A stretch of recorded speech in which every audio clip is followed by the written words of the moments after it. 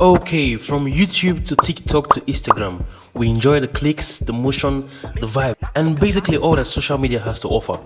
But for a minute, I actually wondered how our blind friends use the internet. So naturally, as a mechanical engineer, I got curious. Okay, I know that me being a mechanical engineer should not mean anything, right? But I just want to remind people that I'm actually a mechanical engineer. Okay, please, right? Right?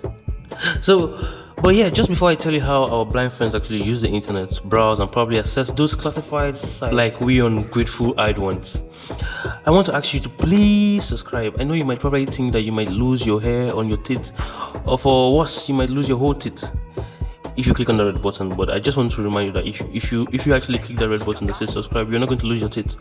Please.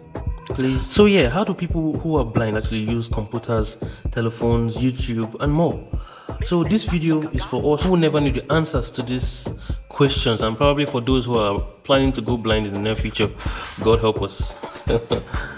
So yes, back to the story at hand. Absolutely, people who are blind and visually impaired can and do use the internet, phones, and other electronic devices just as much as sighted people. People who are blind just have different ways of accessing these devices.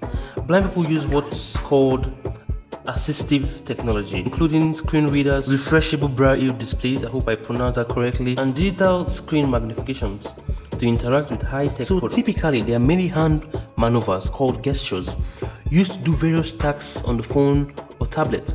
For instance, using voiceover, tapping 3 times on the screen gives an audible indication of where you are on the page. Tapping twice anywhere on the screen selects the link or item highlighted by a cursor. So basically, they're just external devices that help our blind friends to actually surf the internet and enjoy the things that we basically enjoy. But as you know, yeah, not all your answers have questions and not all your questions have answers. I'm sorry, but I hope I have at least given you clues as to how our friends do this. So I just want to ask you to please subscribe. Maybe at a later time I'll go into more details, but for now, this is what I have. I would just like to say that you should please subscribe. Please.